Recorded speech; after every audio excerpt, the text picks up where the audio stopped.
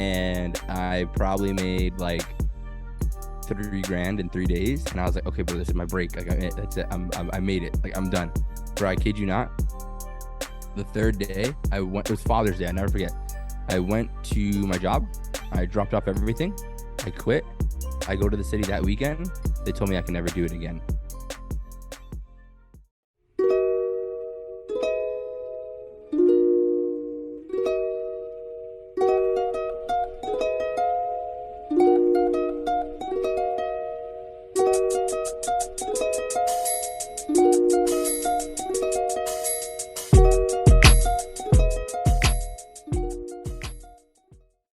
JJ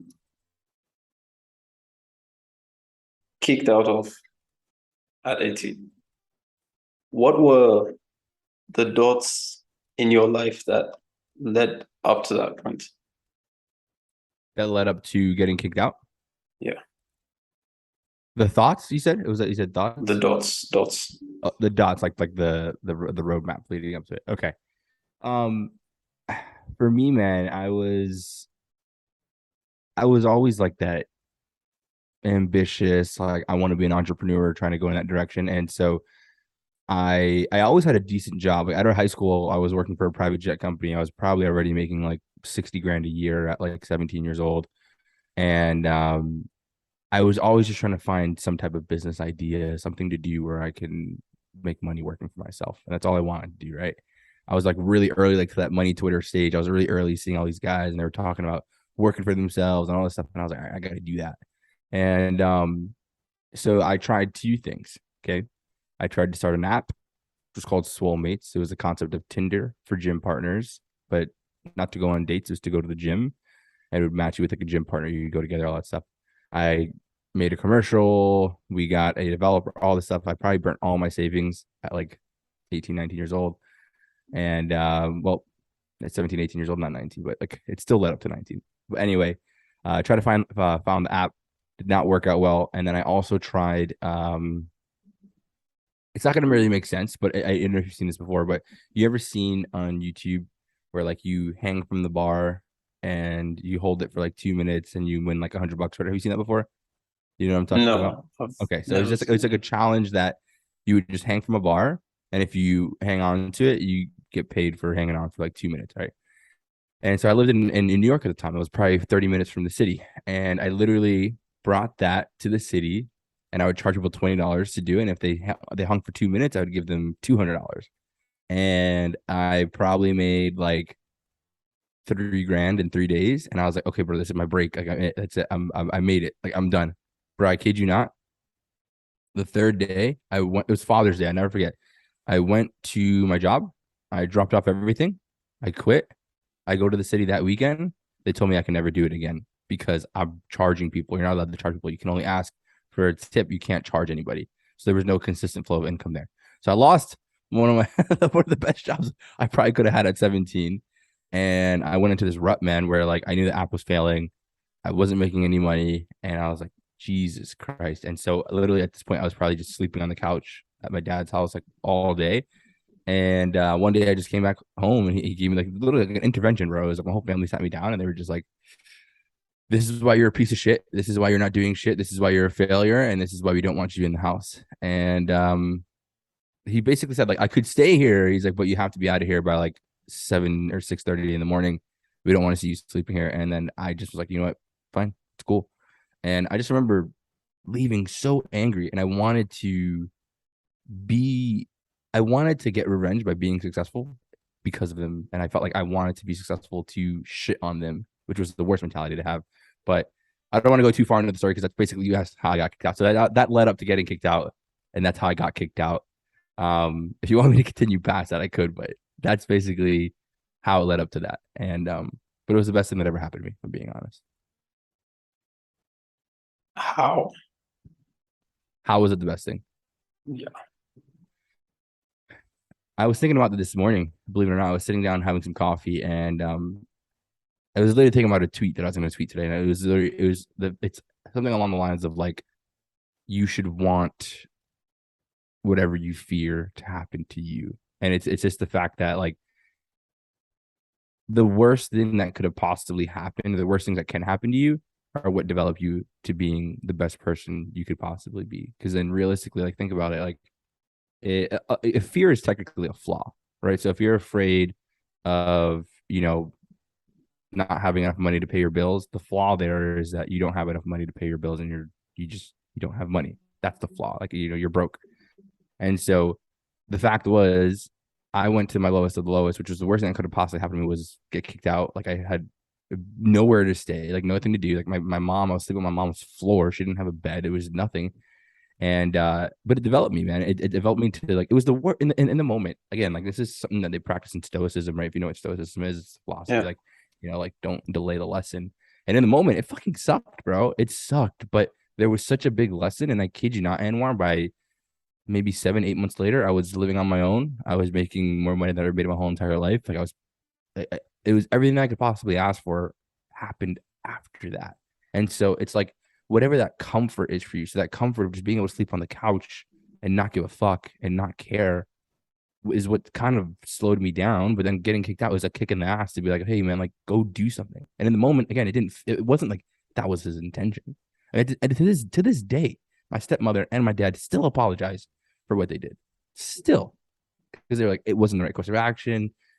We were just trying to figure out what was the best thing for you. And so I kid you not, man, like if that didn't happen, I mean, who knows what would have, like, who knows? Maybe I still would have been sleeping on the couch right now. I don't know, but it just taught me not to be lazy. And I remember I thanked my dad probably like literally 2 years later. I thanked him for it.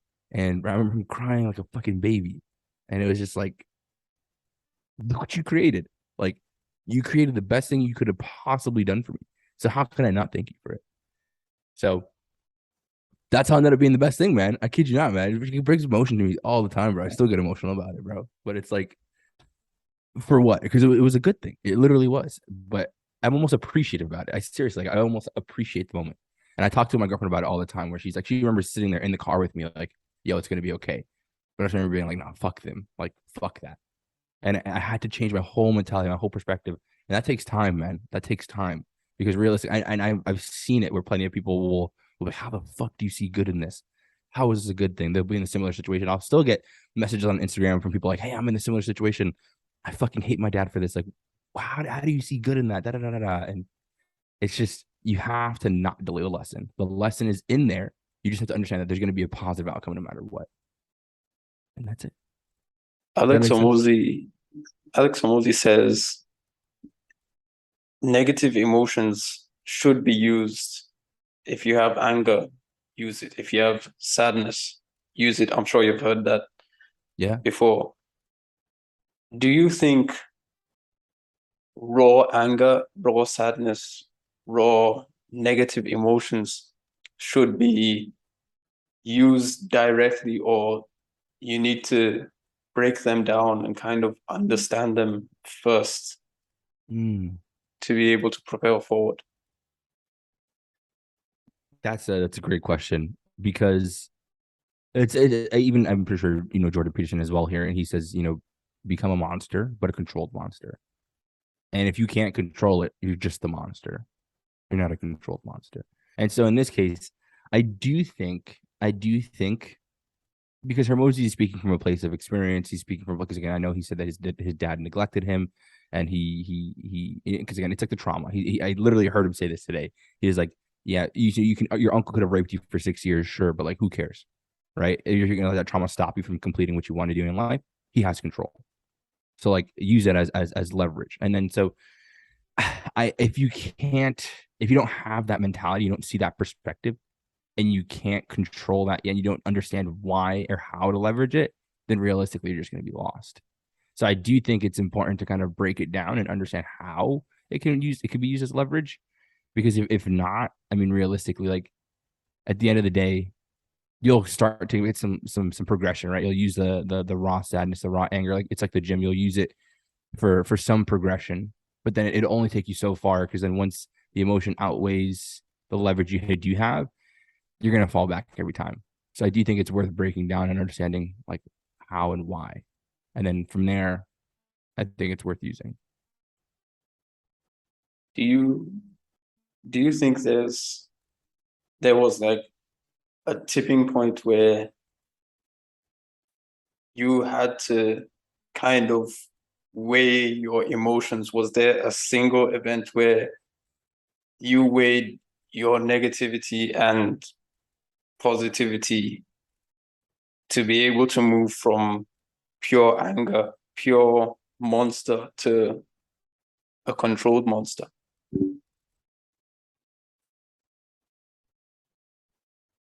Hmm.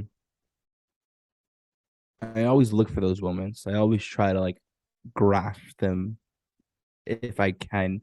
But I do feel like the majority of the time, in this case, I don't have anything that comes to mind, being honest.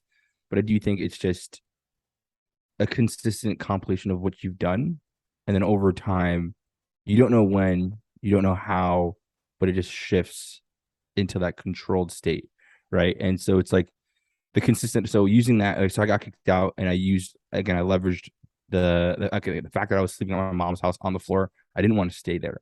So I found, and then my dad took my car as well. He took everything, everything. He took everything I had. So it was like a matter of I found something that was in walking distance to start working and making some money. Did that. I didn't want to stay at home, sleep on the floor. So I worked as much as I could, stacked up as much money as I possibly could, learned as many skills as possible in the meantime, right? Started my agency, all these things. And so it was just a progression of a bunch of events that eventually led to me to realize, okay, like I wouldn't have been here if I didn't get kicked out. So I wouldn't have started those things if I didn't get kicked out, but I was forced to do so. And so there wasn't a specific moment. I think it was just a matter of like, hey, I need money, so I get a fucking job. I don't have a car. I don't want to take a bus. Where can I walk to? Right. And then it was just a matter of, okay, cool. Like, I don't want to be doing this forever. What can I do to make money? Right. That's when agencies were like, where SaaS is right now, is where agencies were. And so it was like anybody could take off on an agency. And so I started that. And then slowly but surely, it just over time, like, well, not even slowly. I think 8 months, 9 months to make a shift as big as I did was fast personally. So the fact that like 9 months later, I was already, living in like, kid you not, like a dream place that I wanted to live in. Like it was like everything I could have possibly wanted. Like ended up getting a Tesla maybe a year later. Like all that's, I mean, again, that's all monetary, of course. Not really like, oh my God, sure. But it's just anything I wanted, I ended up getting after that one instance. So yeah, there was not a specific moment, man. If I'm being honest, there's not. It's just a matter of the consistent efforts of trying to get away from who you once were, and eventually, just I became who I am. Who were you before? Mm.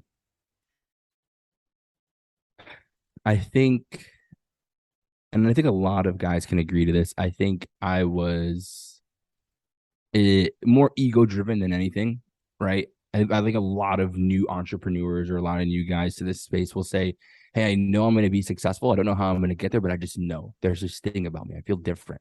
And that just technically means like you just don't want to work for someone else. And just because of that, you feel like you're different, right? Because everybody around you is working for somebody else.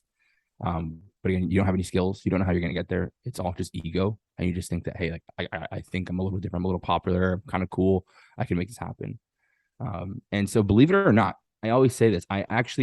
I feel like who I was and I'm going to focus on the point where we got kicked out because it's the main topic right now, but I feel like I almost regressed because in high school, I was an amazing student. I was an amazing athlete. I ended up becoming a bodybuilder right out of high school. I had too many concussions to play football, but I got accepted to every single college I applied.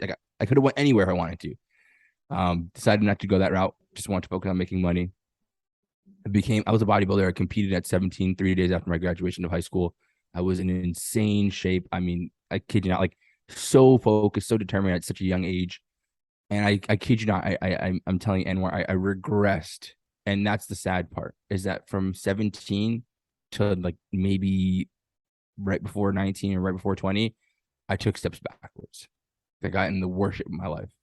I was depressed. I was anxious. I was upset. I was everything you shouldn't be. And I was driven off of ego the entire time. That's all it was. I almost didn't even see the flaws that I had. I didn't see the flaws that I gained. I didn't see what I lost. I was just so focused on, hey, I have a great idea about soulmates. Oh, I have a great idea. I'm going to create this agency. This, that. Oh, I was cool. I was this. I was so grateful. But all this stuff was just driven off of ego. And that's it. So I think at that moment, I think I was focused on the wrong things, right? And I think but again, I'm so thankful for it because I'd rather go through that then at 19, 18, 20 years old than to go through it at 29, 30, which a lot of people do that. They go through those flaws at a wrong age, at an age where, I mean, not that it's never too late. I firmly believe in that, but where there's a lot more to jeopardize, right? And so I think I was everything I did not want to be, but my ego was so high, I didn't see it that way. It's funny you mentioned ego because I was watching a YouTube video, a short actually, that you left on your channel the other day, and you said use ego in a positive way. Don't let ego use you. You should use ego. What do you mean by that? And how do you reconcile that with being controlled by your ego? Yeah. Yeah. Great question. So the way I correlate ego to as well, I correlate it with like frame. I'm sure you know frame control, frame. If the viewers don't know, I'll give a little preface. It's basically Oren Clough. He says it's like two energy fields. Everybody, let's say it's Anwar and Josh, two people, and you guys are clashing. And if Anwar has a stronger frame here, it's two energy fields clashing. And if Anwar has a stronger frame, he's going to take control of the conversation and he's going to lead the conversation wherever he wants, and he has control of that. So it can't be two people leading. It's not two. It's just one. It becomes one. And so if you have that ego, right? But again, it's not where it's controlled by you, but you're controlling it. That's going to come from a couple of things, right? It's going to come from, I personally think it comes from getting to the lowest point you could possibly be and overcoming that. And it's not ego driven off of what you perceive yourself as. It's not ego driven off of your personal opinion. It's an ego off of what you've accomplished, right? And so maybe ego might not be the best word to use, but I just use it because I feel like a lot of the dudes who do have that strong frame are kind of arrogant. They are, and a lot of them, but they also have a lot to brag for. If I'm being truly honest. And so, I mean, this is coming from the most successful salespeople, the most successful CEOs that I've met personally, the most successful entrepreneurs, and it's like you have to have that little flair. That's the best way I could explain it. And so the only way you can control it, though, I do truly think you have to go to that lowest point and then make it back, right? And so the way you leverage it is in a sense where if you're in a social setting, if you're in a professional setting, whatever it is, how can you leverage that frame? And that frame, again, is going to be driven off of what you think about yourself. And so if you have that positive perception on yourself, where it's, again, a little bit of an ego and you're kind of pushing that into the actual conversation. Again, if you're talking to a Fortune 500 CEO and you don't have that frame, you don't have that little ego, that little confidence to yourself, realistically, that CEO is going to shit on you every single time, socially or professionally. And so that's where it has to come from. So I've even seen plenty of times where guys have nothing to their name at all, but they have a little bit of an ego and they see themselves as like a higher power, there's higher authority, and they'll come into some of these sales settings and crush it. I've seen so many times, green as hell. I can name one guy, Oz. This is Oz Dinez. I don't know how to pronounce his last name. He looks Spanish as fuck, but he's Irish, has a thick Irish accent. Looks like even my brother, but has a thick Irish accent. And I remember when I first met him, and you could just tell like this guy's going to do fucking great in sales. I remember he had no sales experience. He was looking for an opportunity. And I kid you not, man, he went from being an SDR to a closer in less than 2-3 months. Ended up, I mean, closing at ridiculous rates, but it's just his frame was so strong. And again, dude was in amazing shape. He's 19 years old, doing pretty well for his age.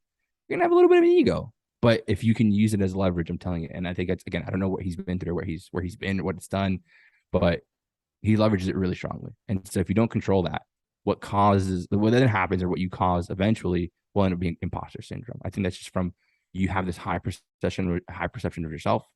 You think that you're here, and then you get one instance where someone shits on you, and you're like, well, where do I really fall? Like, am I here? Am I here? Am I here? And you feel really low. And it's like, okay, I don't really know where I am. I don't know who I am. And so it has to come from a place where you know that you're better than what you once were, and that you're in a point where I do believe that I'm I am of a higher authority. So it has to be true conviction in that. What's the difference with knowing your frame and that weird self-confidence that you had, that 18-year-old you had, that made you take steps backwards? What's the difference, and how do you identify, how can someone watching identify which one they have, whether they are holding the frame well or it's just some delusion? So how can someone distinguish if it's true frame or if it's just that ego that's driving them? Correct? Is that Yeah. what you're asking? So it's going to come from two things. Okay. And I think the biggest way to distinguish it is going to be if you're having a conversation with someone who is of a lower status versus how you're talking to someone of a higher status, and it has no distinction, and you're still cool, calm. I think that is a keen sign of like, okay, cool. Like they have a stronger frame here, right? They have no problem being able, because again, if you get nervous around someone who just because even like, so for example, if someone meets Iman, I could see all the new guys will meet Iman and they'll be like, oh shit, you could just see it, and they could be sharp guys and still like, ooh, what's up, man? Like they get a little shaky, right? That's just because automatically, just because of the frame he automatically comes with just the influence he comes with, he automatically is above you. But if you still think you can be leveled with that person, whether they're here or here, that's true conviction that you have a strong frame, no matter what, right? And also because there's even guys who are here, but they come in and they probably have anger, they probably have maybe again, I always say it's just a stronger frame, right? It's a bad explanation, but it's just those guys who come in and they're a little more intimidating, whether they're successful or not. There's just guys who who just you feel them when they walk in the room. If you still, again, you can't treat those people like normal, like anyone else, then I can tell you fully that you don't have a strong frame there. That's number one. Number two, another thing I think is really big. It's really, and this is a personal thing. Like I can't really distinguish this, but it's like the amount of actual work and practice you've put into yourself on either a social setting or professional setting. It depends on where you want to use the frame. But if you haven't done a lot of research on sales and you've only done bare minimum and done a little bit of training, all this stuff, you're not going to be genuinely confident in your ability, right? And so it's going to bring more like I guess strength to your confidence or more strength to your frame is the actual knowledge you do have.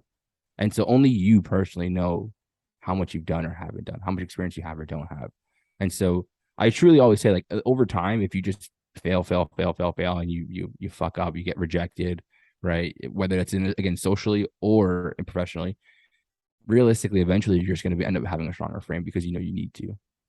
And if you don't change that, then you just realistically, like, that's just a lack of intelligence. But it's going to be either that experience and over time of failure, or just genuinely learning yourself, whether you pay for information, indulge in information, put a lot of time equity into it, whatever it is, that's going to bring a lot more to your frame and that confidence.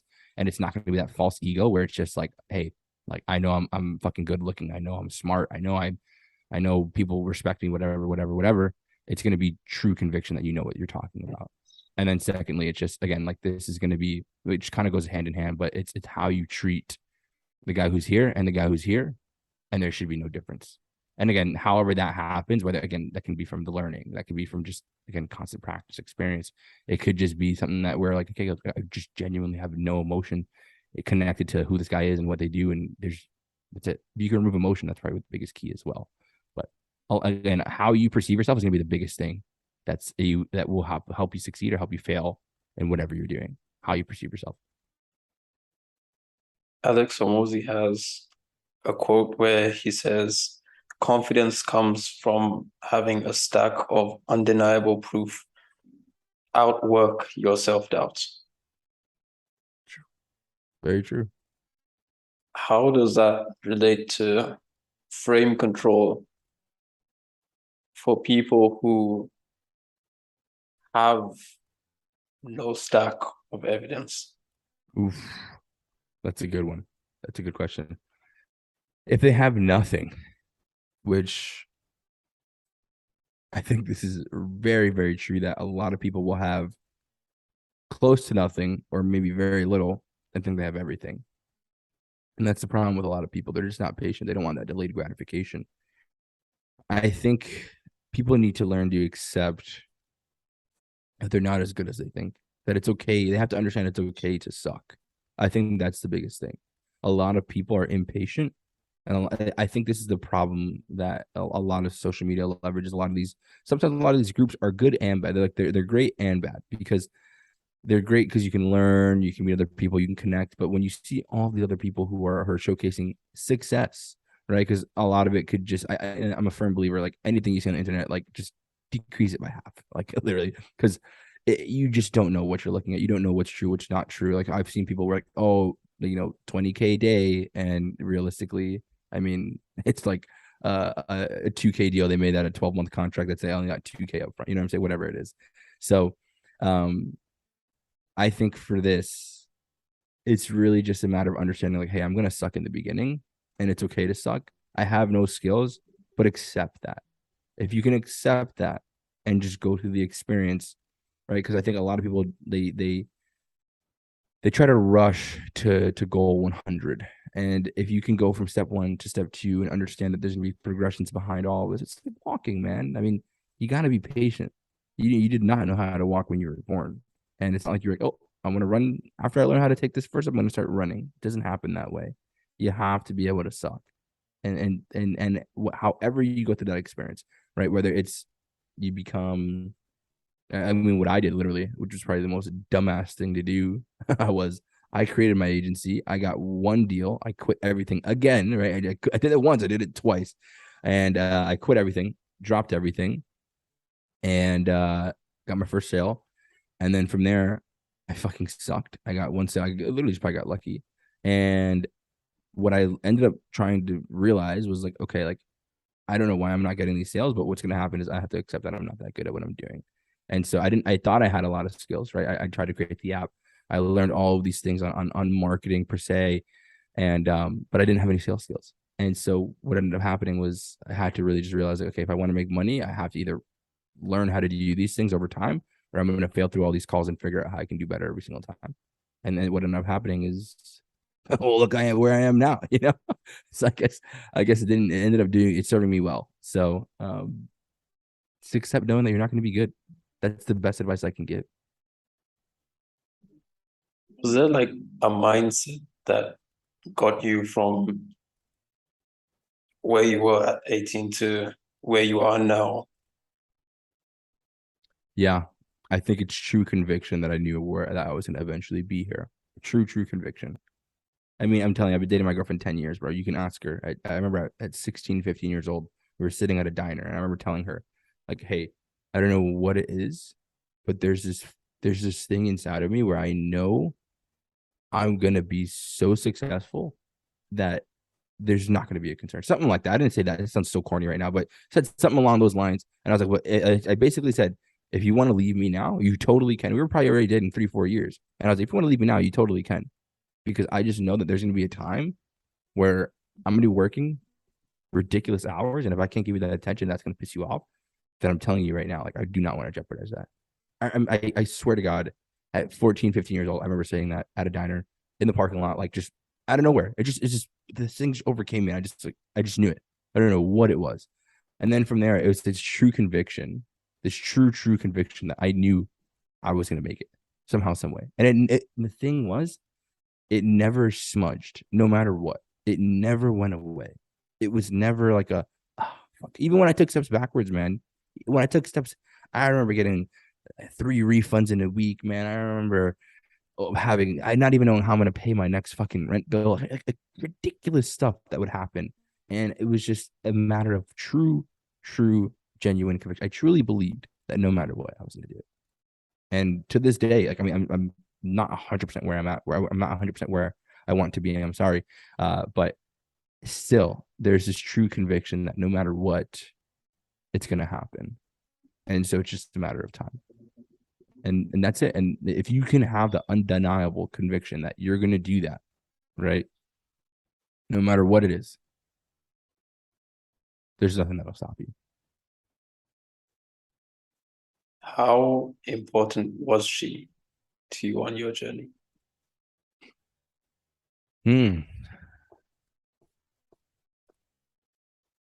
I think if it wasn't for how she was able to kind of just accept and support what I was doing, I don't think I would be dating anybody else. Full transparency, the fact that she made it this far with me, we still are like, how the fuck? Like, how?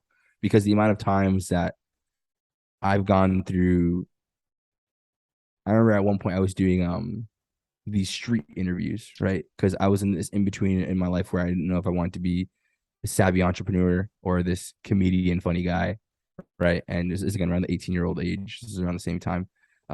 And any other girlfriend would probably be like, "What the fuck are you doing? Like you're gonna go talk to girls at the bars late at night, da da da da da." She's like, "Hey, do what you want to do." She would come with me. She would record sometimes. She would take the mic sometimes. We'd have fun, right? And then when I was working and when money wasn't great, always supporting, always supportive. And even when I got kicked out, she was there when they spoke to me. My parents spoke to me like a piece of shit. She was there, and she was. It's gonna be okay. We're okay. We're good, bro. I'm telling you, like, if it wasn't for her patience, and again, I don't think again any other girl would be able to deal with what she dealt with. Any other girl, but what I can firmly say as well, and I don't know if it's because my conviction is so strong or whatever it is, but she never doubted me either. Never doubted me, not once. And so, in turn, at that point, I mean, how can you not? How can you not get back to that? That undeniable support, always being by your side, and within like a matter of maybe I think 3-4 years of bullshit where I think like there was like, any day she could have left. It just felt like no matter what, we'd always get stronger. It was weird. It was weird. It was like this weird, the weirdest thing. And I think it's something that I didn't even have to ask her about, like almost like why. You know, we never really had that conversation, like why did you stay? But I can tell you to this day, she never doubted it. She never doubted that we'd be where we're supposed to be. And so yeah, I don't think she was a big driving factor for where I am, but I think she is a big driving factor of or she's the main factor of why we're still together. Because there was times where even I was like, hey, it's not fair to you. Like, why are you still here? And so yeah. What would you And say in that? what would she say to that? Yeah.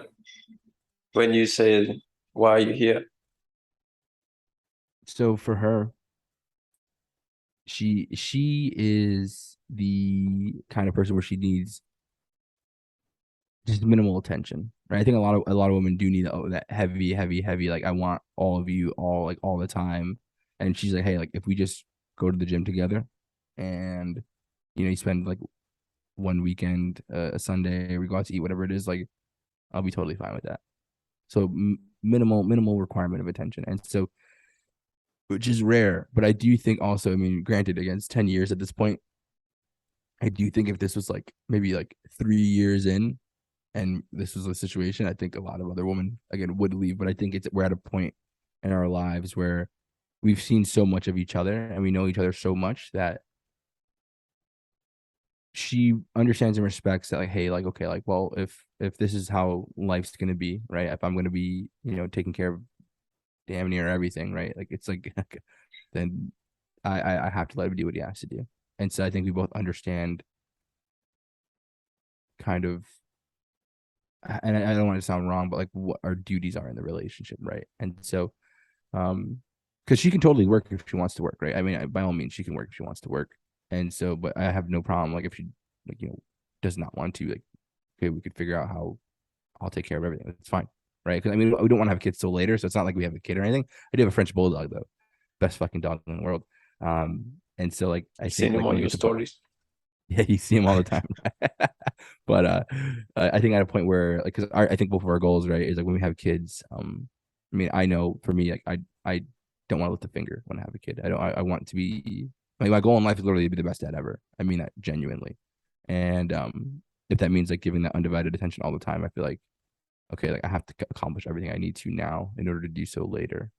And so I think we both understand that like we have to be in a position to be able to do that. And so if that's the goal, I've got to do whatever I can now to make sure that happens. Knowing where you are now and everything that happened in between, if you could go back to speak with 18-year-old JJ that just got kicked out, what would that conversation look like?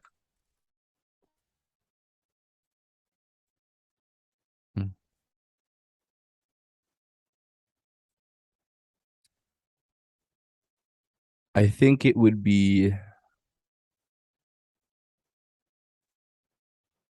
well, I see this is something I stand by, man. I stand by not changing the past, no matter how. I used to always be the guy who would ask questions like, "Oh, like if you can go back in time, what would you do different?" I used to always ask that, and then I just truly think, I truly think that we're always where we want to be in life, except it might not feel or see or it might not feel or be exactly what you expected it to be like.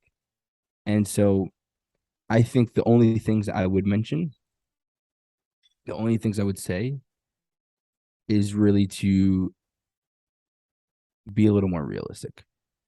I think I'm a very, very optimistic guy, but if I had someone to tell me like, hey, what makes you think you can start an app when you have absolutely nowhere near the funding of what you need to do, which again, I do think you need like that unrealistic kind of okay, I can do this or the unrealistic confidence. But again, if granted, if I would have started my agency right at 18, I mean, God knows how much more I could have done or how much more I could have accomplished or how much faster I could have been where I wanted to be. I think it's just a matter. I could have gotten here faster for sure. For sure. I think I could have done that a lot sooner. Again, granted, I'm 24. I don't think I'm here too late, but I do think it's just the speed of which I would have been able to accomplish a lot more. And so it would have just been like, hey, focus more on actual money making activities and don't look for that long term investment because realistically, you need to survive and make money now. And how can you do that faster than just building an app?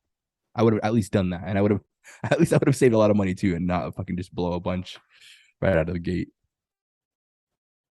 It's funny because thinking back to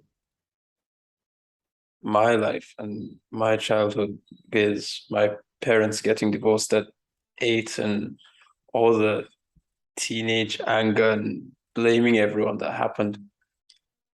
If I was to go back, I wouldn't tell myself to do anything to change anything because I believe life is a series of dominoes that get you to where you are. And every domino is important. If you remove a bunch from the middle, you can't get to where you are. Yeah. If I was to go back, I would tell myself that things like that happen and it's no one's fault. Because I know I blamed myself ultimately, but because I didn't accept that blame, the anger kind of went to everyone around.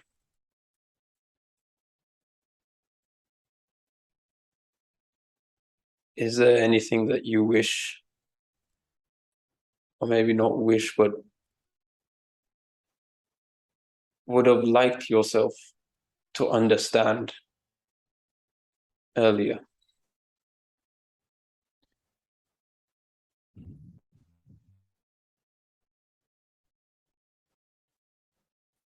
I think well, I something I figured out a little bit later, I guess like if I would have known earlier, is that it correlates with parents, right? I think my parents got divorced at a young age. I was probably in fifth grade as well, or whatever that age, 10 years old, whatever it is. And I think understanding that parents always don't know what they're doing, and adults are not as smart as you think you are, as smart as you think they are. I'm sorry, and I think understanding that because you all sometimes I remember I don't know about you, but I remember sometimes when I was younger, I used to get advice from all these adults. And I'm like, okay, they know what they're talking about. They know what they're talking about. They're older than me. They know what they're talking about. They're wiser. They've lived through life. They know what they're talking about. And for the longest time, I would take advice from people who I did not know, and then depending on how I felt about them or what I thought about what they said, I'd be okay, cool. They know what they're talking about. Cool, I'm going to do that. And if I understood that my parents really did not know that this was good or bad, and they're just kind of just doing what they thought was the right thing at the moment,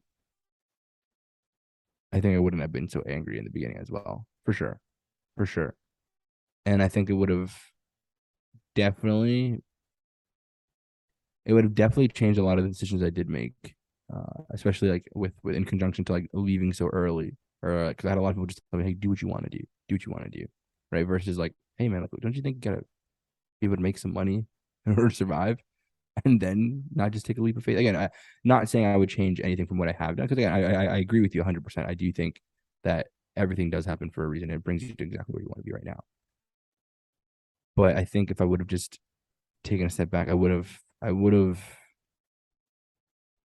definitely been a little happier or a little bit more understanding of what did happen, right? And so, and it would have just saved a couple months of just a little bit of turmoil between me and my family, and it would have been a lot less resistance between like, okay, do I even want to be in these guys' lives still? So I would say just understand that, hey, like parents are figuring it out too.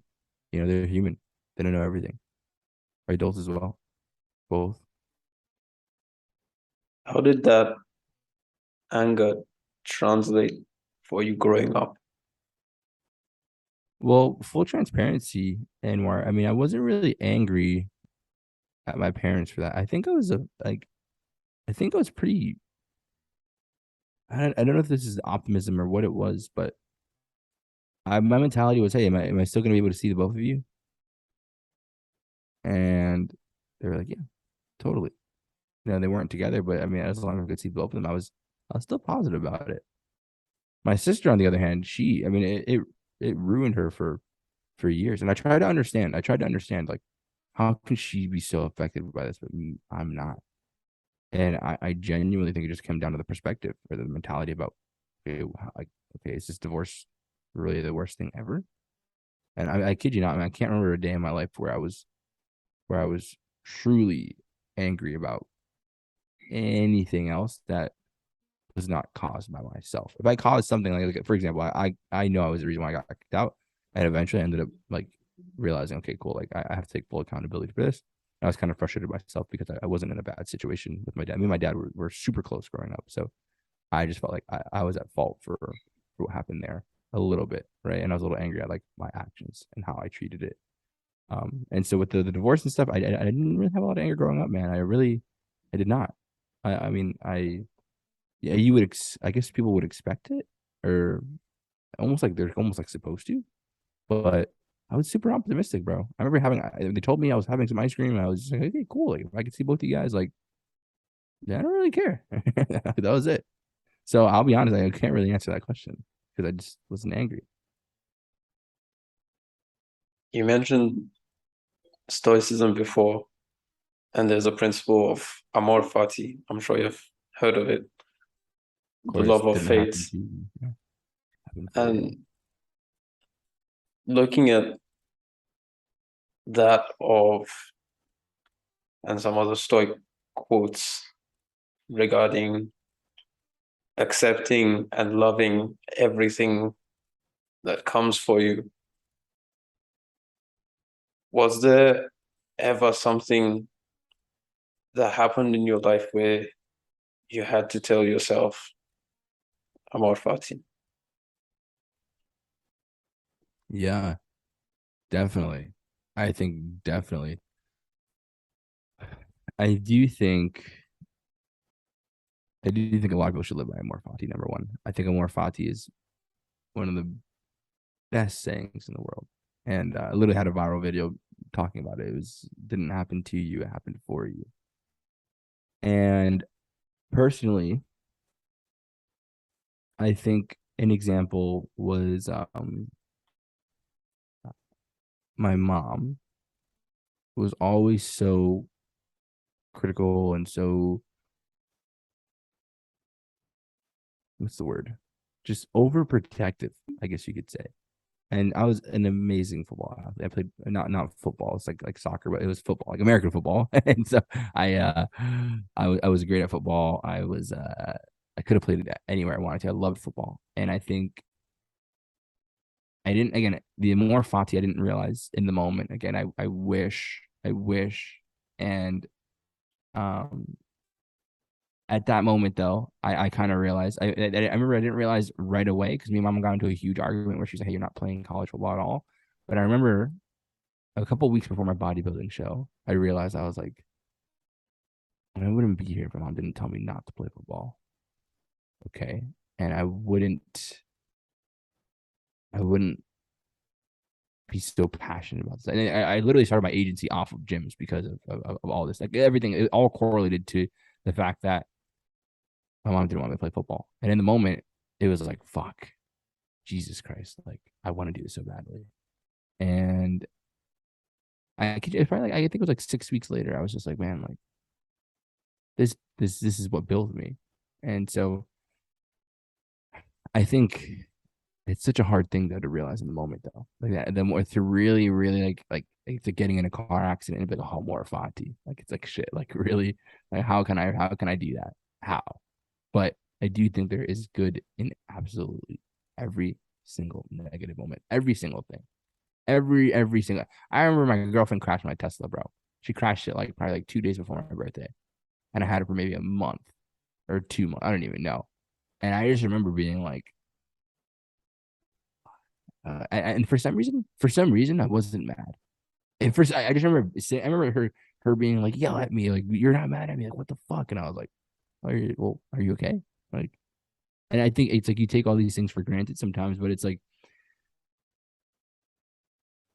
if people could live that way a little more often, right? I really, really believe it would change a lot. It would change a lot. And so I think the biggest moment was probably that career, like that career. Like, I have to say career change because it's like going from the football to going to bodybuilding. I think that was probably one of the biggest moments I could say I actually felt it. But now it's almost like it's in the back of my head all the time. So it's almost like I don't notice when I'm like, oh, Amor fati. It was just more or less like, okay, like everything is just like, okay, cool. Like there's gonna be a reason for this. It's just, and it happens like instantly at this point. So um I hope that was a good enough answer. Jeez, I feel like that was a weak answer, but we'll roll with it. One of your shorts mentioned Memento Mori, which is another Stoic quote, which means remember death, remember that you will die, and the idea of living each day as if it's your last. How does that look in real life? Yeah, it's a great question. For me, and it's something I work on still every day. Every day till this day, I still work on it. And so when I say live every day like it's your last, I mean if I'm talking to you, Anwar, I don't have any distractions. There's nothing else on my screen in this background. I'm not checking my phone, right? Like there's nothing else. It's just me and you. Because I got to give you this time. This is our time. Because at the end of the day, who knows when we're going to talk again? Who knows if I'm ever going to meet you in person? Any of that stuff. And so I really, truly think when you can spend every moment and live in the present truly and genuinely wake up. Because I think Brad Lee said that. I actually said this in one of my shorts as well. I got it from Brad Lee. And he says, if I was going to give you $1 million, Anwar, right now, how excited would you be? Like super excited.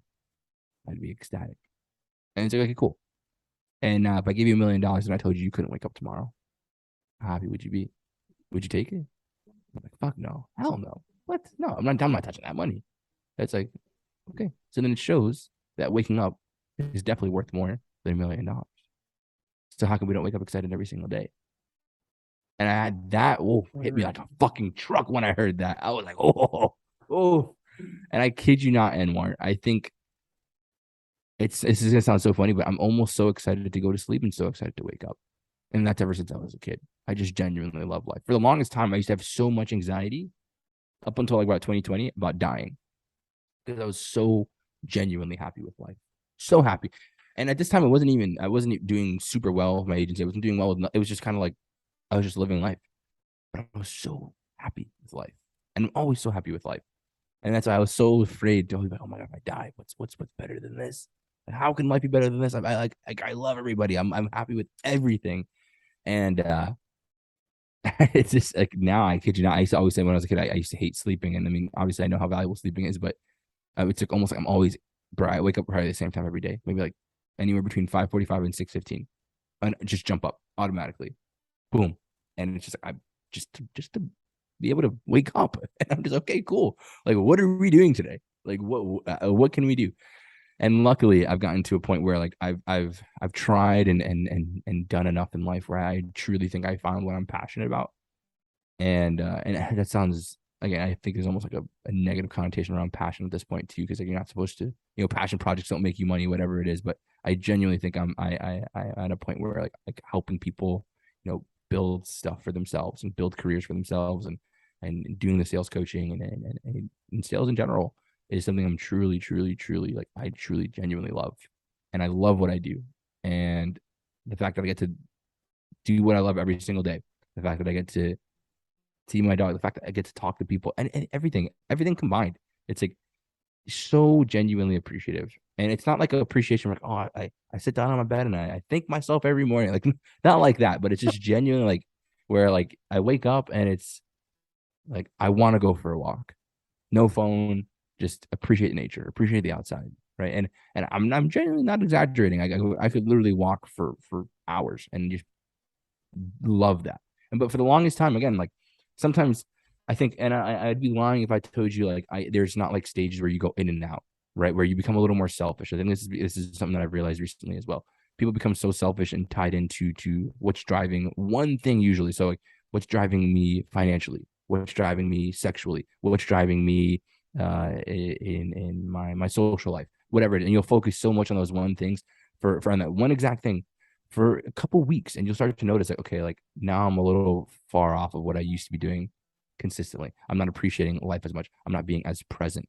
And that's something I struggled with for a long time, where I'd be on team meetings, but I'd be focusing, okay, like, well, okay, this guy's gonna pay in 3 minutes, and I'd be so focused on other things. And it's selfish. I'm there to develop my team, help them grow, but I'm here distracted.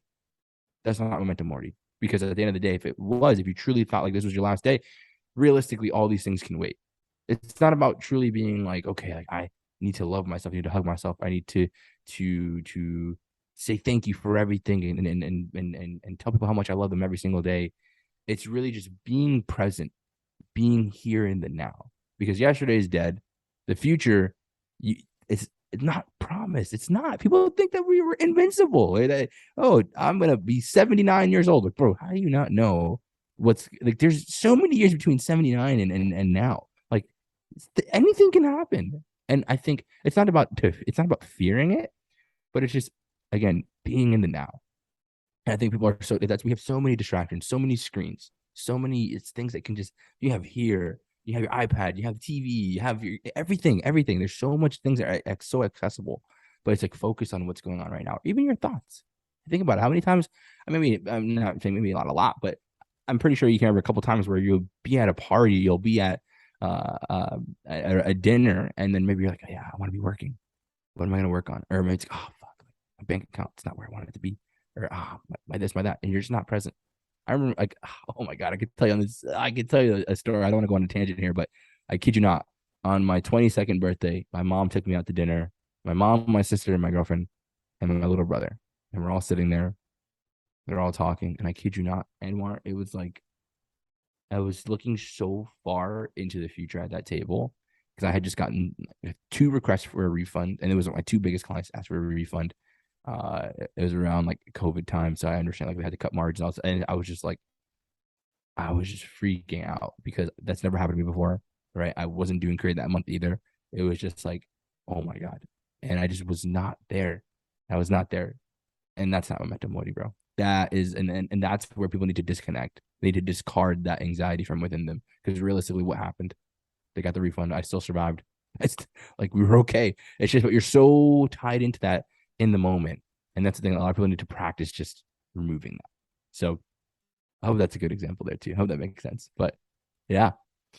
Ooh, I love you guys good questions, brother, man. Got How me do you going, my think? brain going.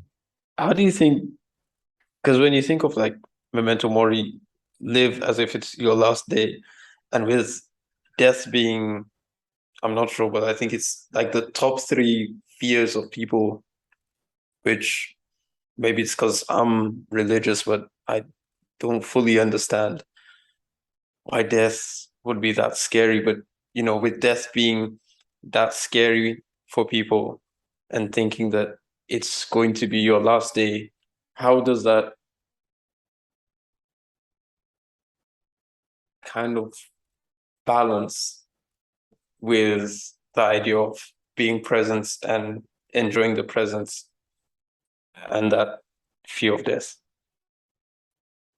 So for me, before I even understood what Memento Mori was, the way I kind of removed it from me, the fear I removed it was understanding it was inevitable. It was inevitable no matter what. It's gonna happen no matter what. Right. And so realistically, whether you fear it or not, it's gonna happen. And when you're dead, you can't feel that fear. So why waste time, days, hours fearing the inevitable? That's like fearing me having breakfast. I'm gonna eat no matter what. It didn't make any sense to me. And so, I mean, me personally, I'm a very logical guy. If somebody could explain to me and it makes sense, then that's it. And so once I just made it make sense for myself, I was like, what? I was like, what? Yeah, you're right. What am I afraid of that for? Like, it's like I don't have to think about it every single dying moment. Like, it's like, what am I going to do? Stay inside all day and just avoid everything? Like, I never drive anywhere, never live life. So you're almost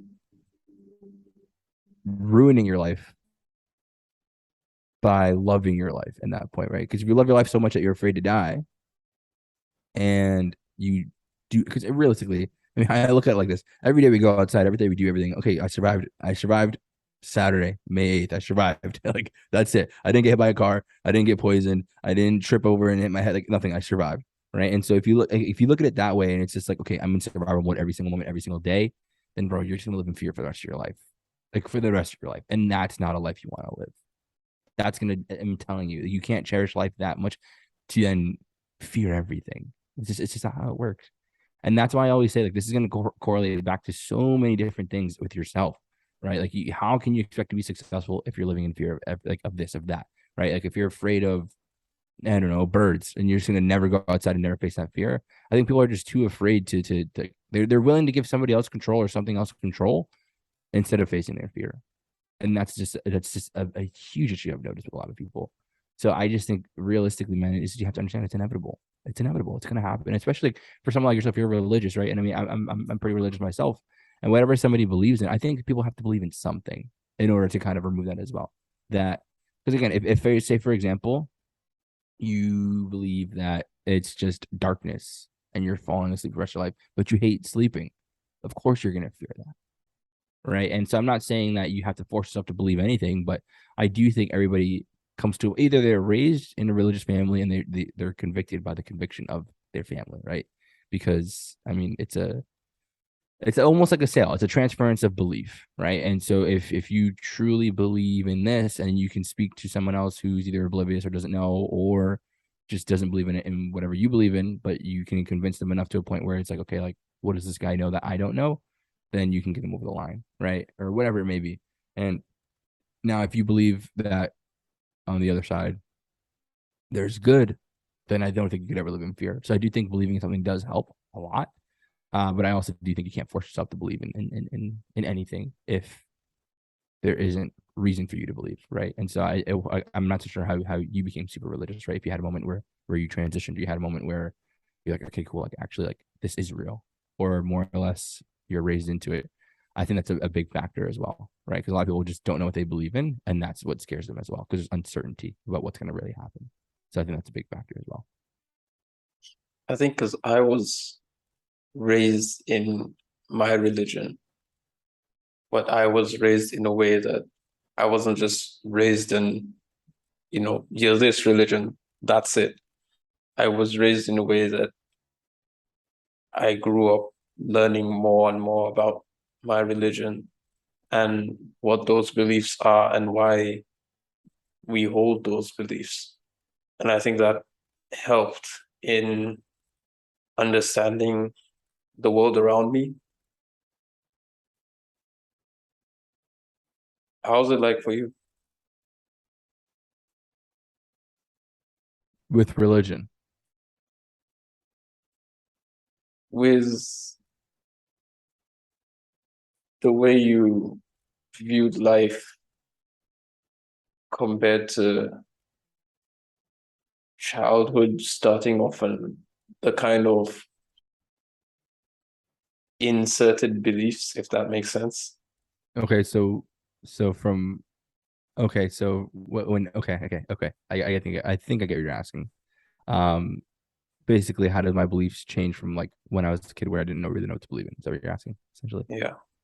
got it. Believe it or not, man, I do think just like children, a lot of humans don't think for themselves and they don't know how to think for themselves. I think that's 100% true.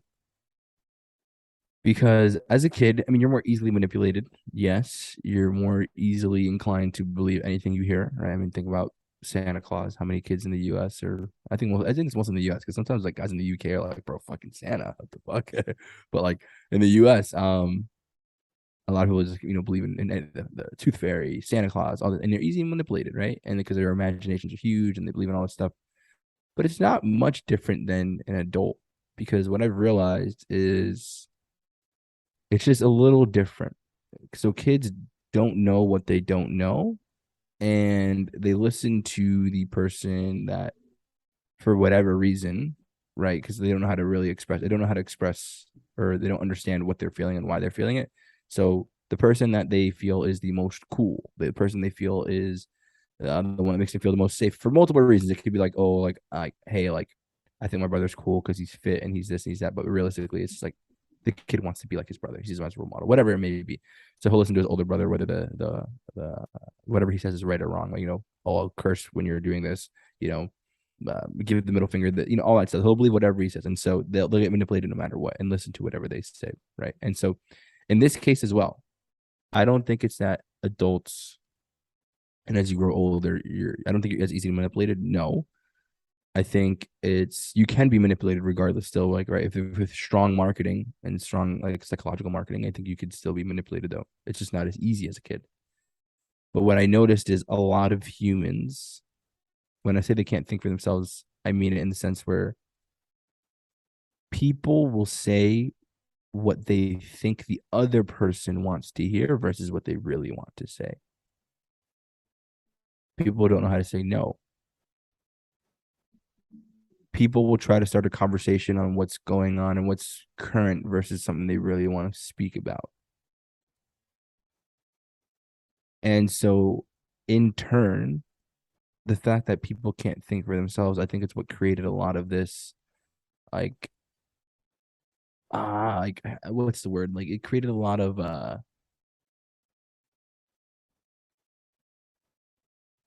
the people who are almost, well, I'll even take a step back. It's not even I don't even think a lot of people are almost afraid to express their opinion, afraid to do all these things. But I think it created a lot of friction actually, because there are some people who are very open to expressing their opinion, whether it's right or wrong, but they're very open to, and they'll share their opinion on things they don't really even truly know, right? And so I think with this, I've noticed it's just like there's plenty of people who do a bunch of studies, a bunch of this, bunch of that, that believe in something so much, and whether it's false or correct, right? It's probably a little bit of manipulation there, and just a little bit of what you would call an agenda, right? For whatever they believe in, and they'll push that so hard. But because it's just because they want to oppose the other people who push the other side so hard. And it literally it's just a constant battle. And I'm sure you've seen it, and it could be on multiple things, right? Whether it's I don't want to get into a whole bunch of detail, but it could be what's the word? It could be oh my god, controversial or not, right? And so I'm not going to dive into so much of that, but I just do think that even now that people can't think for themselves. So one thing I truly try to do is be me, but maybe be me to the fullest. And so from when I was a kid to when I where I'm at now, I think my beliefs haven't changed much. Believe it or not, it has not changed much. I almost feel like I'm just a more personified, a stronger, bigger version of who I was when I was a kid. Because still, I mean, everything from political belief to religion to whatever, it's all they're all kind of on the same page, right? Where like, for example, when it comes to politics, I have to truly be convicted in whoever I'm supporting, and I haven't seen a president yet that I'm truly convicted, and I can't be partially convicted. I can't. It has to be 100.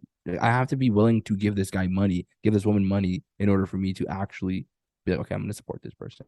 I can't just support it because of opposing views. This person believes this. I don't think that I like what they believe in. I'm going to believe in this guy instead. It doesn't work that way.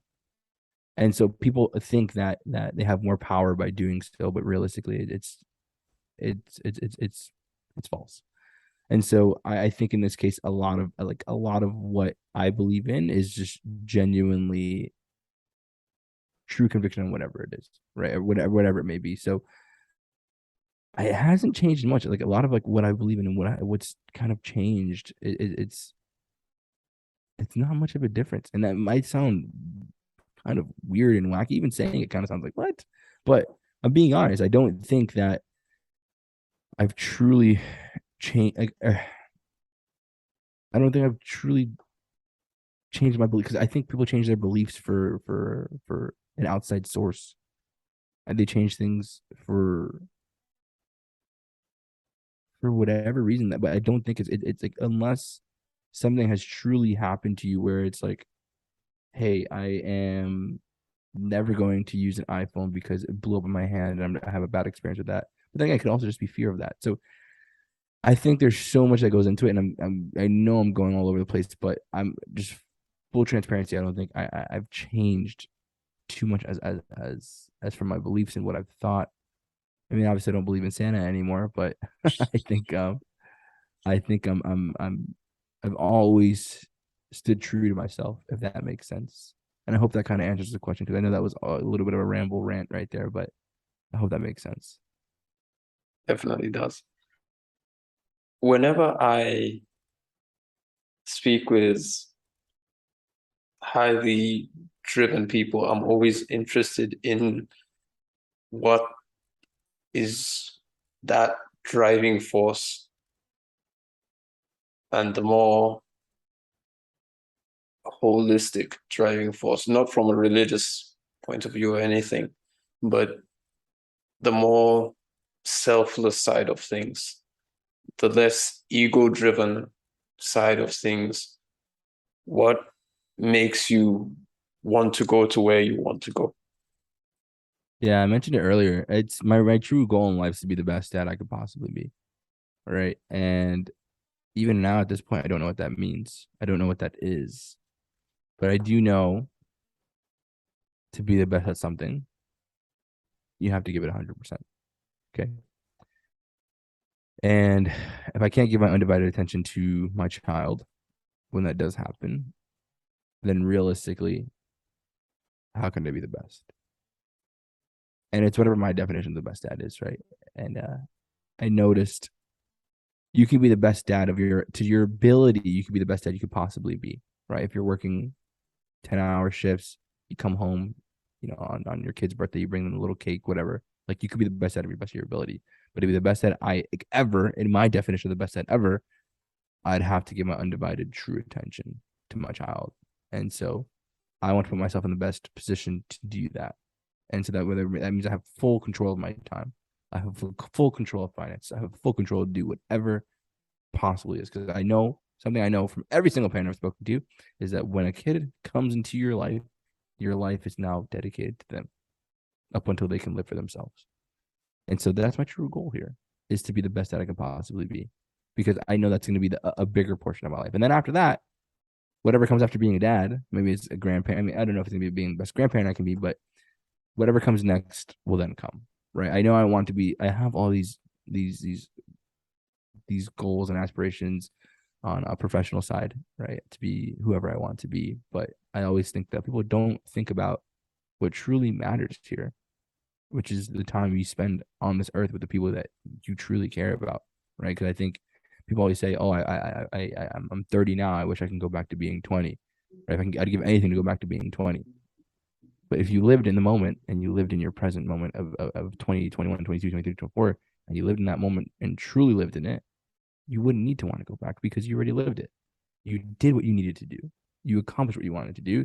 Again, yeah, your body might change, but all these other factors might happen. Sure. I get it. You might want to go back to be able to jump a little higher, run a little faster, but realistically, a lot of it is just going to come from what you actually did or did not do.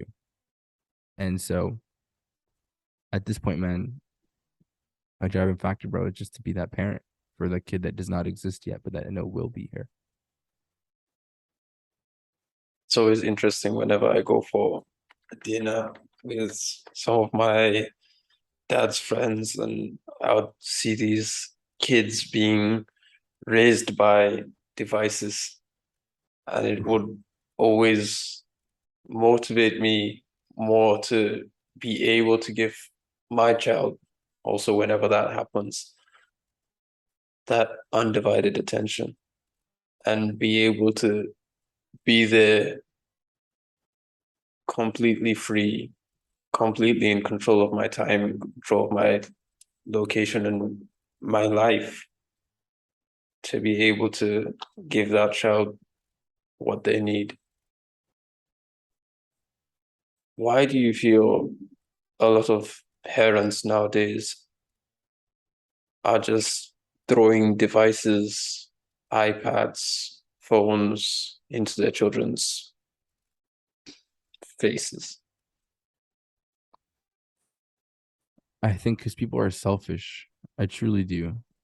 People are selfish because they want to have a good career. They want to focus on them, on the time they're spending with the people around them, and they don't realize that, again, this is their idea of being the best parent they can be. As I mentioned before, this is the best thing that they can do for their kid, because they're giving their kid what they want. The kid wants to consume TV, internet, phone, games, all this stuff, but I don't. And it's something that I've said since I was like 16. I've always said I don't think we understand the adverse effects of technology, because I mean, if you think about it, before 2007, we didn't really have iPhones. We didn't really have all of this iPad computers. We had video games, sure, but that was really it.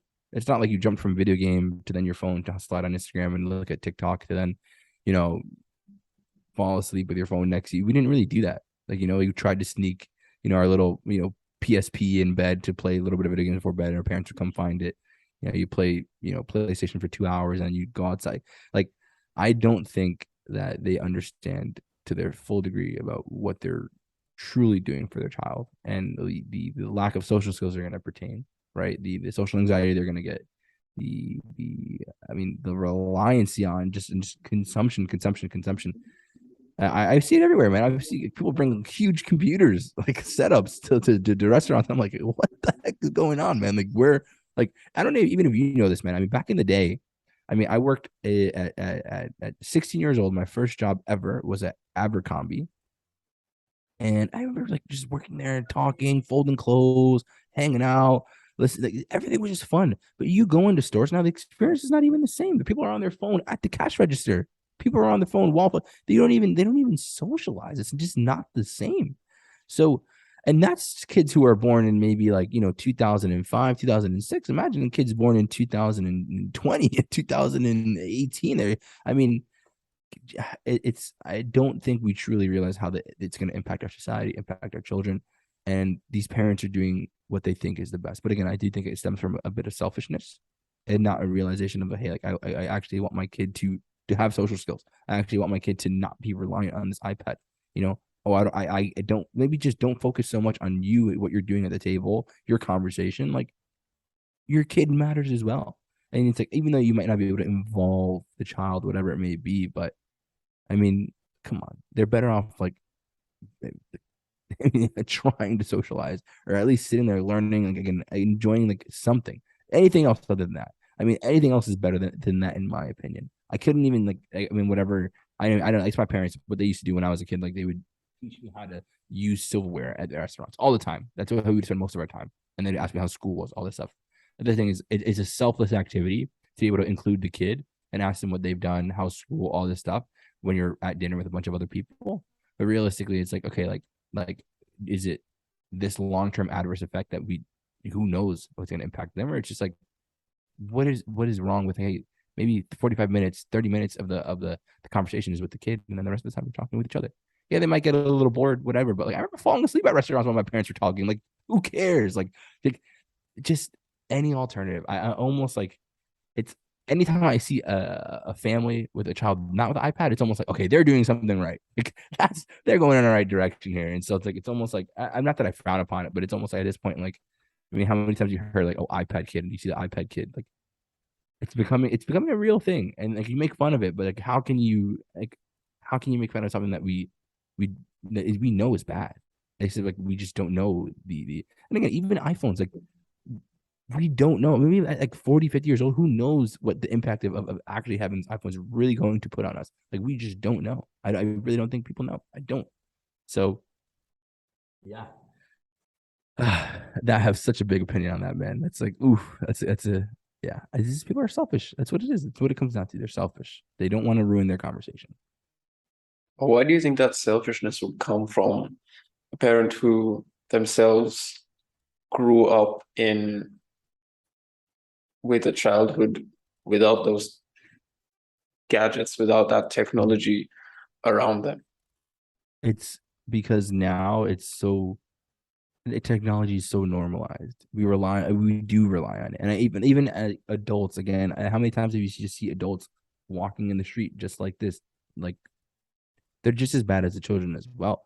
So it's, how can you tell your kid not to do that if you're the one doing it as well? You technically can't. Or again, what it is that I can tell you from just experience, like children are almost like a burden to their parents when they're not able to accomplish what they're doing, and they just give them that as just like, hey, shut up, like use this instead, like stop talking, like I need to focus here, right? Because what they're doing, the thing is, being a parent is more than a full-time job, right? And I say that 100% because you're at home, you have to be a parent. Outside, you have to be a parent. At a restaurant, you have to be a parent. And if you, the thing is, this is what I'm trying to say. The point about being the best dad ever is you don't have the bandwidth to do all these things at the best of your ability. So either you're going to struggle at work, you're going to struggle at home, you're going to struggle somewhere. You're going to be struggling because you can only expand your attention so far, so far. And so the other thing is like, it's again, there has to be a balance, bro. Because at the end of the day, don't get me wrong, I'm not saying don't live your life, because there's going to be some points where you have to live, leave your children with, a nanny, your parents, whoever you have in your life, right?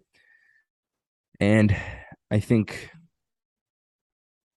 if the adult has to understand and see that who they are really dictates who they become. Because again, if you have someone who's an adult who just barely uses their phone at the dinner table, who barely uses their phone all the time, then your kid's not going to be they're not going to be the same way. So it stems from them, from what their actions do and what they do currently. I don't think it has to do anything with how they were raised. Because think about it like this: my parents were raised getting hit with a belt, getting hit with the metal side of the belt, all this stuff, but they never hit me with the belt ever. Again, as times change and their beliefs at that moment, because you can go two ways. Oh, my dad was this way, so I'm going to be exactly like him. My dad was this way, I'm never going to be like that guy. And so my dad was the complete opposite. He envied his father. He didn't want to be that guy. So he made sure to never put his hands on us. Never, never, never, never decided to put his hands on us. And so in this case, it's like adults don't realize that their reliance on phones and all this stuff is putting an impact on their children, and they're just doing what they do as well, and just think like, okay, go, I'm distracted here, you're distracted on this too. So I think that it comes to just where we are in society, man. I think where we are now, it's so different than where we were before. I mean, everything is so different, and I'm sure you see it as well. I mean, I'm not sure how different it is where you're at, but I just know like it's changed so much drastically, where it's almost just like people are so plugged into what's going on elsewhere and not what's going on right now. And that's why I think people should live more in Memento mori, bro. Because if they let go of their fucking phone, I think people will be just as happy as me, man. Every day is a good day here, bro. And so that's why it's like there's nothing good for me on social media unless I'm posting. And well, not I don't mean it in that side. It's so cocky. I don't mean like not my content, but I mean in the way where like it's not a benefit unless I'm using the social media. You can't be using me. And most people are used by social media. Yeah, definitely. I grew up in Nigeria, and being in a place where technology takes its time to get there, let me just say it that way. So even though people who were born later in years where things like iPhones were common, they weren't common in Nigeria, and seeing the difference between how things were when I was young and how things are now, even there, it's just it's crazy. But do you think there's a way forward?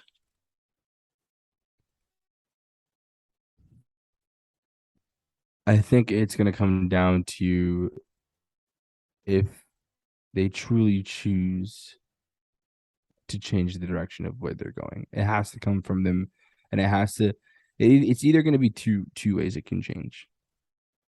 There has to be a large enough influence from someone else, an outside source, to be able to tell them the adverse effects, or it would have to come from a media outlet where people are just going to believe whatever they say. Where hey, too much time on your phones is going to cause blindness by 30 years old. Something like that would then I think could change it.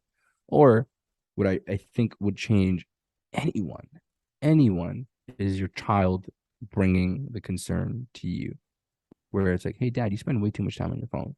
That is all you need to change your life. That's all you need to change the direction of where you're going.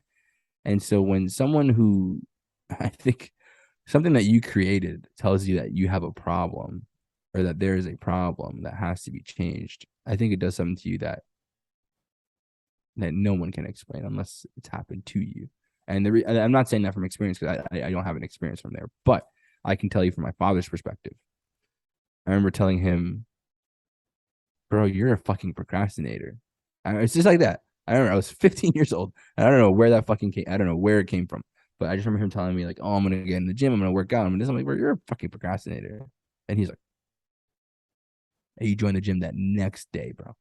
Or I think that same day, whatever. Maybe like right after he dropped me off at school, went to the gym, got a personal trainer, changed his life. And dude lost 140 pounds, right? Just recently, my little sister, she's 9 years old. My dad moved to Florida. I moved to Florida from New York. I live in Orlando. He lives in Tampa. My little sister goes, hey, dad, I don't feel safe in Florida. My dad moved back to New York the next month. He lives in New York now. He went right back. Right back. It's all it took was for someone who you created to tell you that there's a problem. There's something. And you'll change anything you need to. Because again, you live for them, not for yourself. And I think when a kid can tell you, hey, you just use your phone way too much. I don't feel like you give me enough attention. That is where things can change. But it also has to, this is where, like, again, adults are fucking children. And so some of them might be like, hey, you don't know what you're talking about, little guy. Too bad. Or it can be like, okay, cool. Yeah, this is a great point. Like, I do need to change. Because most people do know like what their problems are. They just don't face it. They just don't want to face it. They don't want to actually agree, like, okay, cool, you're right, that is a problem. If somebody watches too much porn or they watch porn at all, which I don't think is a good thing at all. Realistically, if someone's like, you got a problem, bro, you gotta stop doing that. If if they don't want to do it, they don't want to stop, bro, they're not going to see it as a problem. They're like, cool. I mean, and that's actually the worst thing, bro. When someone sees a bad thing as a good thing, where they're like, oh no, bro, like I think that's great. I think everybody should watch it. Like there's only good, but realistically, it's a bad thing. That's a problem. And so if somebody thinks that looking at their phone is actually a good thing, they're enjoying it, they think it's fun. It's like, hey, don't take me away from my fun. That's there's almost like no turning back from that. So there's a lot of factors that go into it, but I do think there could be a change. I do, but I don't think we're trending in that direction. If I'm being honest. I think there could be. It just has to be a drastic movement, a drastic reasoning to change.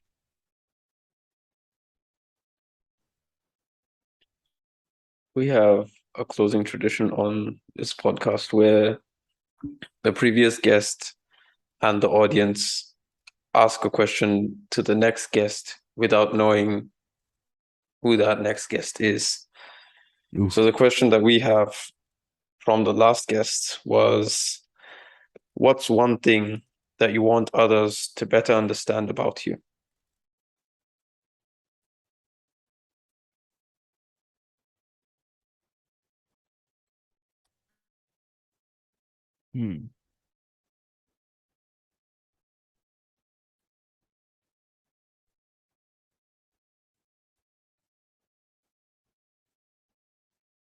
One thing that I want them to better understand about me.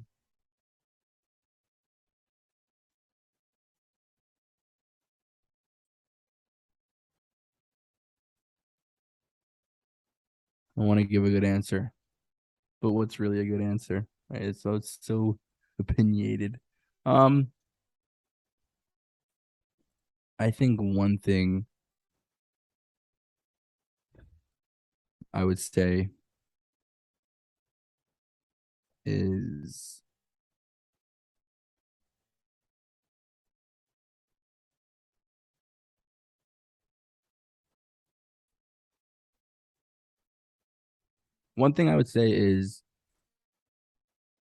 I truly believe, and it's I'm gonna put it I was gonna say it in general terms, but it's about me. So I truly believe that I can change the world. I truly believe that. I truly think I could put enough influence in a positive way to change the world some way, somehow. And with that, I'd like to say that you guys can as well. Everyone can. I think anyone can change the world. I truly believe that. And so I think the perception of what we can accomplish and the perception of what you think you can accomplish and whether you think you can do it or whether you think you can't, you're probably right. And so whatever you believe in, whether you believe you can change the world, you believe you can't, you're probably right. And I think that if a lot of people can shift their belief of what they can do and kind of have that conviction of what they want to do, that you'll accomplish anything. Just like, I mean, literally, I kid you not, I think I've accomplished nearly everything I wanted to. I wanted to work with Alex Hormozi, I worked with Alex Hormozi. I wanted to work with Iman, I worked with Iman. I wanted a Tesla, got a Tesla. I wanted an apartment that was fucking expensive as fuck. Got an expensive apartment. Anything you can possibly come. And that's not changing the world by any means. That's not changing anything at all. But when it comes to what's going to come in the future, and when I know I'm going to accomplish, it's just a matter of just when that time comes. And so, go and change the world. That's what I would say. Nice Henry Ford reference there. Question from the audience. What ways have you tackled things that get in the way of what needs to be prioritized rather than getting distracted by movies and nights out and things like that? Big question. I think not prioritizing those things is what really moves the needle forward for me the most. I don't think they're important. I don't think going out is important. I don't think going to the movies is important. Um, if you need to prioritize those tasks and you need to get them done and they are important and they're truly important, because if it truly is important to you and it's truly important at all, you're going to do it. If it's not, then it's not that important to you, right? That's why a lot of kids don't do their homework. They don't do schoolwork because it's not that important to them. They just need to do it. Now, if you really want to be a doctor, you really want to be a rocket scientist, you really want to whatever, you're going to finish that homework the next day. You're not going to care about going out and going to see a movie, right? So for me, there's two things, right? If something that's important, because something that can be important could be anything. It's subjective. It could be like laundry. If that moment the laundry is important, one thing I do live by, if it takes less than 60 seconds to do, I do it right now. That's one thing I live by. If I got to follow up with somebody, it takes less than 60 seconds, I'm going to do it right now. That's number one. That's to do the short term stuff, the short things. Now, if you have big tasks you need to prioritize for that, if it really is that important, again, if it truly is important, you need to prioritize those things. One, make sure it's important. That's the number one thing. Two, put everything aside and get it done. Stop with the productive procrastination, right? People do the meditation, the cold baths, the journal. I don't get me wrong. I've done all this shit. I have a journal in there. It's actually, if you're gonna journal, do like the one line journal. That's what I have, a one line journal tucked away. I have done meditation. I've done manifestation. All this stuff. But realistically, right now, what's important? You got to make money. Go make money. Do you have to make a bunch of cold calls? Go make a bunch of cold calls. Do you have to train for your triathlon? Go train for your triathlon. Whatever is important, just do it. Thank you much for your time, JJ. It's been a pleasure to have you. Same Where can the people watching find you? Yeah, on Instagram, the.JJ Hernandez, on Twitter, the.JJ Hernandez. And that's pretty much it. I don't really use anything else. YouTube is I think JJ Hernandez. I don't even know at this point. Yeah. Anywhere from there, guys. It was a great time, Anwar. Thank you so much. It's been great having you, bro.